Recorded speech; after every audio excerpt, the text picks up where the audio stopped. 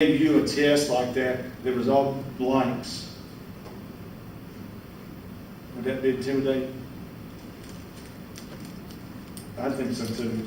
So again, this is part of the instructional strategies that you're going to have to develop as a brand new teacher next semester to start the process. This is our results. I thought I'd share this with you real quick. This is how we performed this is our 6th grade math part 1. As you look here, this is our standards, our percentage of standards that here, how well we perform. We know right now that our teachers are involved with this now. We sent this out, sent it out Monday. They need to look at this and actually go back to find out if they taught this in their scope and sequence. We did do a very good job, but they'll go back and reteach. The missed test covers your whole entire curriculum for the year. So we anticipated that some of these standards we weren't going to perform well because we hadn't covered them yet. They haven't been brought to light yet. But this is like some of these we want to look at to make sure that if we covered it, that they didn't miss it. They didn't miss the content. Other ones that we know, these 2 standards right here, we feel very, very comfortable that the students know it. We don't have to go back and reteach it. We can embed it in some other instruction, but they've got it. You did a good job teaching. So that's part 1. And then we did it by school after that.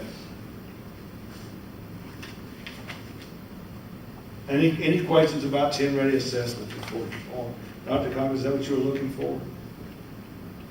You're not smiling anymore. I know it's very, and that's what, I didn't mention this, so I'll go mention this. When y'all were watching them take the missed test, did you realize how long they had to be in front of a computer for part 1 and part 2?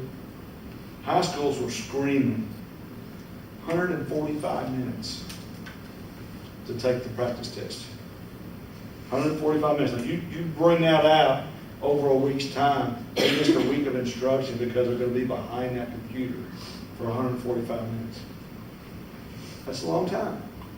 It kills a high school because you got too many other things going on with rotation of classes, exploratory classes, AP classes. Middle school and elementary can adapt a little quicker, but it's really hard for a high school to shut down. And they in February. No, that's what we just did. That was a testing, right? Yeah, that's what it's going to be in February. That'll be a practice as well. No, that's the real McCoy. Okay. Part 1. Because I knew they were trying to even blow up the system to see how, We broke missed. We broke missed within 10 minutes. Yeah. They did it on October 1st. Everybody got on there, and they wouldn't hold the bandwidth. Yeah, it just collapsed on us. And there's still time to get reports and stuff that'll sit there spinning because it's just not enough bandwidth. So is it like that? So this part 1, part 2. So February's part 1, and then that's part 2. There's in part 1. There is. Let me make sure I tell you this right. In part 1, there's actually 2 subtests. In part 2, there's 2 subtests. So there's 2 parts for part 2, 2 parts for part 1. But they'll be tested on the same subject. So I guess what I'm thinking. Yes. So if I'm an English teacher. Yes. English 1 teacher. Part of my students are going to be tested on part of the curriculum in February. And the rest of it Will be in Yeah, April. what they're telling us now, 70% of the content that we teach up to February, that's what's going to be assessed in February. And then the whole summative part is going to be the one in May, or end of April, May. Now, the reason I bring that up is, I want to use Ethan as my example. You don't mind Ethan, do you? Ethan's now in high school, he's got Algebra 1, and he's got English 1. So he's got 2 courses now that he's going to be taking out of class at 145 minutes apiece. So he's actually not going to see some of his teachers for a couple weeks. That's the fate we're facing. So we're discouraged about that. The high school blew up, sent messages up to the directors of school. Director of school sent it to Dr. McQueen, and they actually reduced it. It was over 180 minutes is what it was going to be. And they reduced it down. They took some questions off the test so we could do this. So it's a big change. It really is. It's a big learning curve for us. So we don't want you to get discouraged. No. It's a challenge for you all. Yes, ma'am. Is this length of testing, is that expected for the years to come too? Until they change it, yes, ma'am. I honestly, here's what I anticipate. we know how the state feels. What'll happen is this, I think they'll do it this year. There's gonna be a lot of uproar about it. I think they'll go back and revisit it. That's just my personal opinion. I don't have anything to face it on. I just know what our high schools have to face. And the bigger the high school that you have, you know, we've got 3 of the top 10 high schools with population. And it literally, it shuts your school down completely. Because like a Blackman High School that's got, you know, 2,400 kids. I mean, you're talking 600 kids almost doing Algebra 1, 600 kids doing English 1. And then while that's going on, you still got Algebra 2, English 2, English 3, and geometry, by the way. Geometry's been intensive this year. So that's, it's gonna be it's a task for us. Okay. So I want y'all to get smiles back on your face now. It's okay. Hey, this is the best time to do it. Like I said, it's best when you're young, you got all the energy, and you know what's expected. It's the people that are more experienced that are really gonna suffer for this for a while. They still wanna change. But, you know, to put a positive spin though, I mean, the data that you were showing us, is it valuable? Yes. As far as what we need to focus on. Yes. What the kids know and what we'll need to work on. Absolutely. Before that February date comes. Right. So, And what's happening is we're finding out now, I didn't mention the special populations because ELL, they don't get any accommodations where they get extended time. Our special ed population will get extended time to 30 minutes. So even when they have 145 minutes now, it's bumped to 175. It's going to be, I mean, the time frame is going to be what's going to make the difference. I always go back to saying this, it's like preachers that preach on Sunday.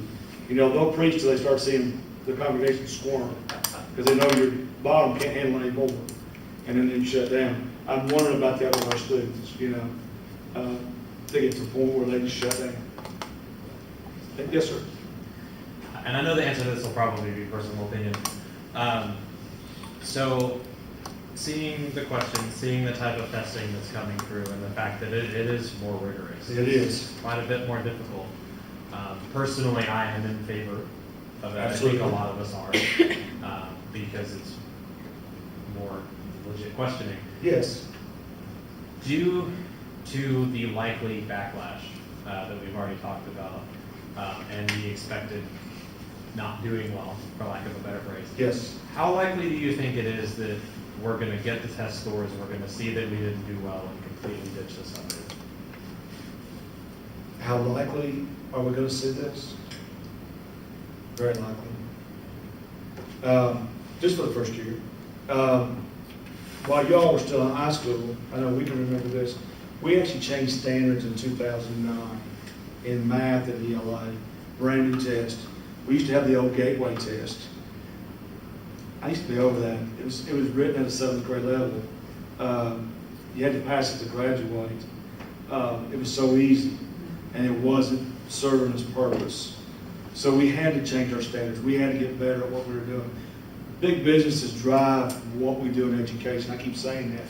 They tell us that we're not prepared to take these higher level jobs, these high skilled jobs, because our students are not learning enough in school. So they're making us learn different ways to problem solve and stuff to be successful. So I actually think they're driving our colleges like MTSU to put the pressure on us in the secondary to give good students to work with, basically. So to answer your question, I anticipate our scores to be low. It's going to be low across the state. We do a great job in Rutherford County, Williamson County, Wilson County does the same thing. We're doing a lot of professional development, trying to make sure teachers can teach that content at that high rigor. It's just going to take time to do it. We took new tests in 2009. We started seeing better results in 2011. So it's really a 2-year process. So I do think that's going to happen. And our students are going to know so much more. That's the thing. So I'm excited about that too. Because that's the biggest thing I'm worried about is we have this system in place and we're not going to see immediate results. Yes. And we just abandon it. That's a great point. We're committed to it for at least 3 years with our new waivers, so we can't. Now they can make some adjustments to it, but our waivers for 3 years, so we got to hold on to it till then. But there's even talk now in our legislation of us relooking at revisiting our math and ELA standards again, as well as science and social studies. So they're gonna start that process again, I guess anticipating in year 3, we may change again, so. But each time this happens, though, I keep saying, and y'all may agree or disagree, but I think it's for the betterment of our kids. I really do. Y'all are so much smarter than what I will ever be, because y'all been exposed to a lot more. And so I think it's only gonna get better. So, okay, saying all that, here's our evaluation piece.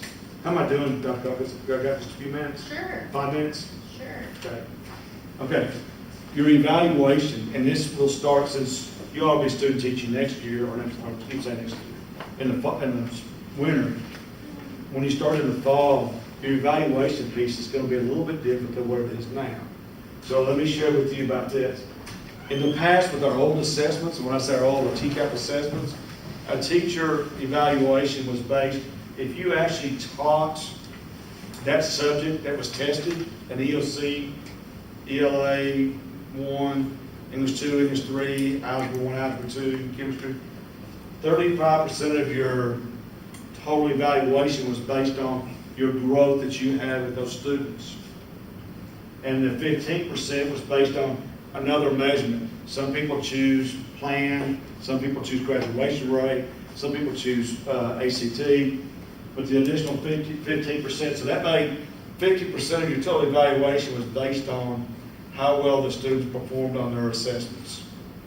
The other 50% was based on their observations by the teacher, by the principals. Okay, and that's if you were actually teaching a tested subject. If you were teaching a subject like a CTE class, or an arts class, or a music class, PE class, that's considered to be a non-tested subject. So 40% of your evaluation came from what we call the school value-added composite score. So if your school performed really well in terms of value-added, and you got a 5, that's what they got a 5 on their evaluation for that 40%. If the school performed low, in other words, they didn't move their kids in terms of value-added growth from one year to the next, they got a 1. And that was 40%. So that's all changing. And so now I'm going to share with you, because of the new assessments, and this was just granted recently, what's going to happen now is if you're looking here, and just kind of summarize what it is.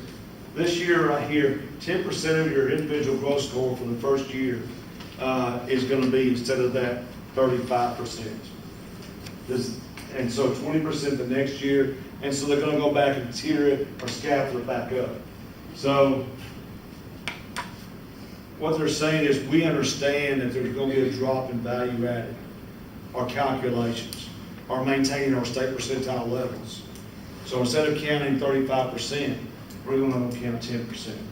And then 20% next year, because we're going to get better at teaching the subjects. And then 35% in 2017, 18. So that may go back to answer your question about how long are we going to do this. And this tells us right here, at least the 3-year process, 2017, 18. Okay? And this is what you'll be faced with when you start your teaching process in the fall of next year. Questions on that? Were you informed about that, Dr. Coppell? I didn't know if you knew that. We knew this was coming, did we Okay. not? Yes, Did we know, because I think we had this Yes, we conversation did. that it was coming. because we knew that there's no way possible for teachers to, there's just going to be such a drop. And they would just kill a teacher of school.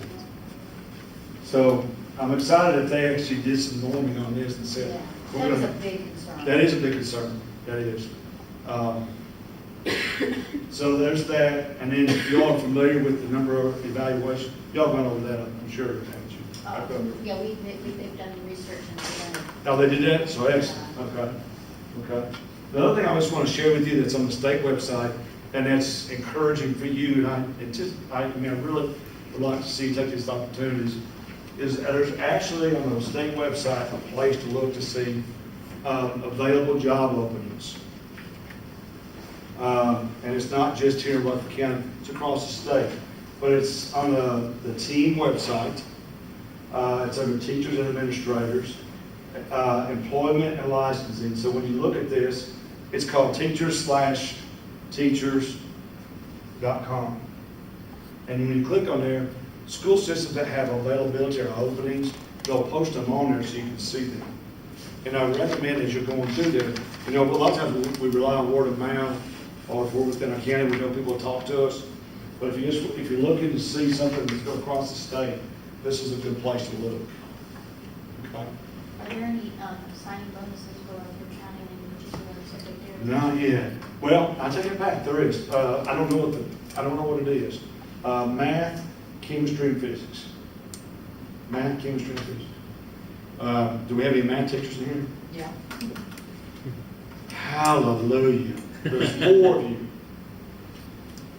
Man, I mean, they've got a job. I mean, and I'm telling you that for this reason. And you can talk to your particular schools that you're at right now, this is the case.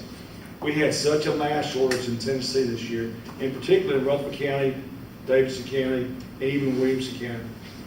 When they had the math shortage, we still have enough people going into math fields. When they graduate with a math degree, they don't go back to teach, they go into engineering or another type of area.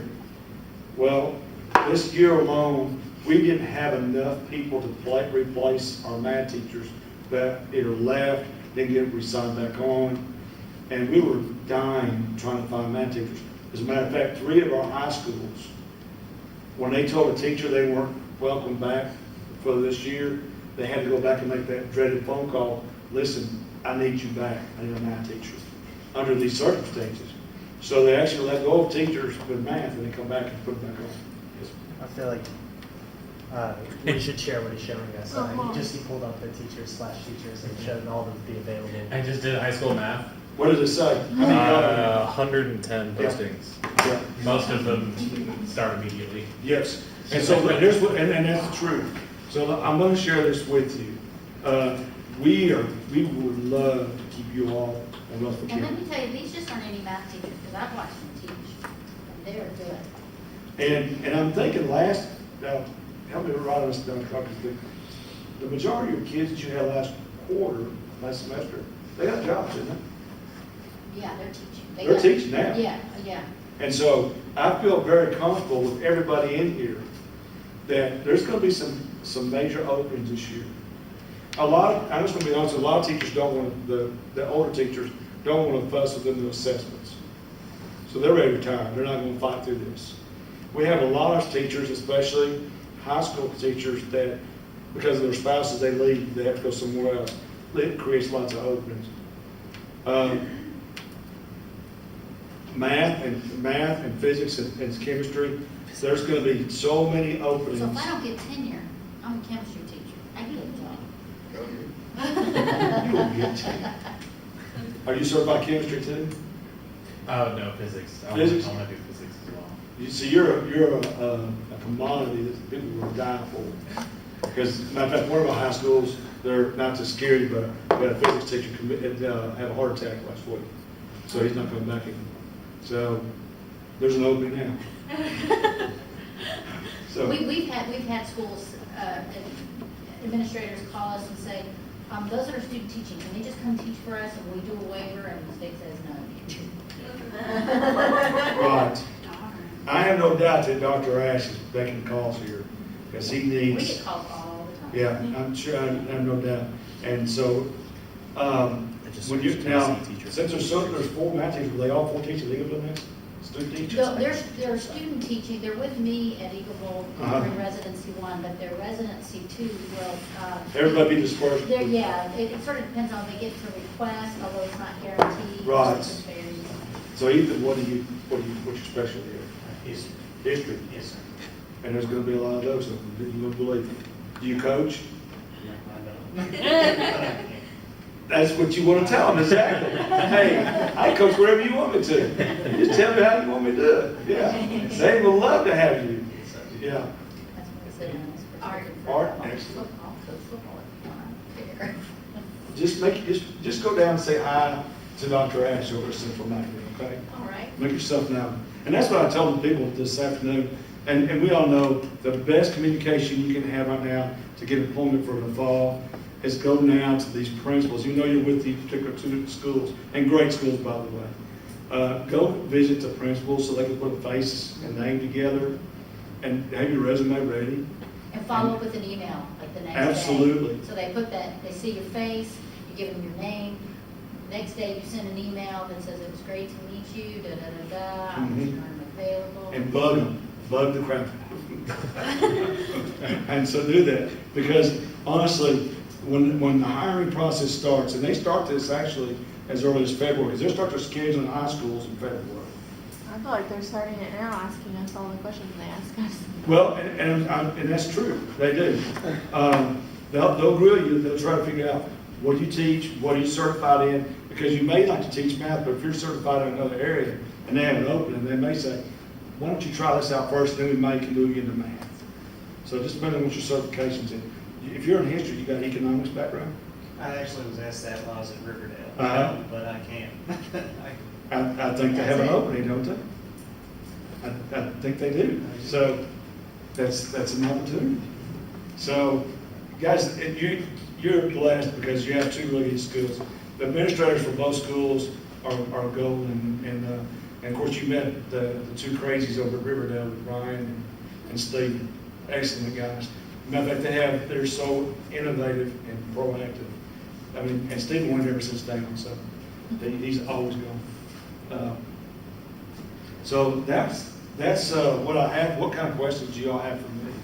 And I'll let y'all talk to it. This is good information.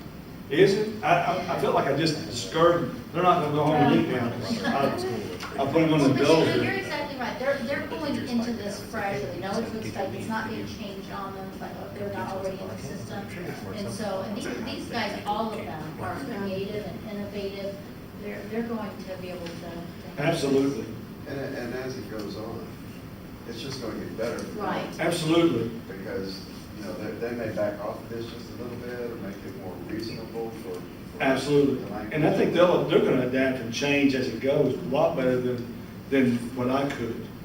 And I think that's so promising. And we do want our kids to be able to know more at a younger age and be able to do more.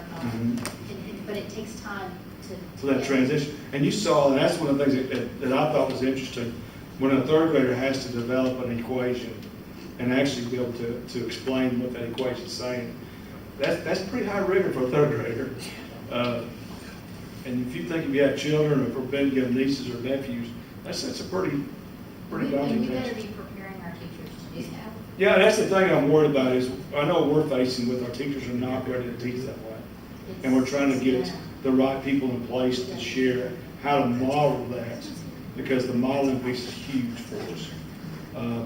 And our young teachers, like what we have here, are going to be the ones that really have to model for us, because you're going to be able to communicate with those students and show the teaching strategies and style that's going to work to do that. So We need to model for other teachers. that is, yeah, definitely for other teachers. Yes, absolutely. And you all know the high schools that some teachers don't change, and so it'd be nice to see a fresh breath of air come in and teach dynamically like you all will. And they'll say, oh yeah, well, we can do that. So, any other questions? Did I take too much time? Because you got. No, sir. No, You sir. got Thank lots you of so stuff much. to do. Let's give Mr. Whittington a hand. Thank you. You're welcome. Please leave, because it's there for you all to have. Okay, let's 6 o'clock. Let's be back here. Rising time. For Rising Time. Yeah. I didn't even notice really. He did not. It's recording.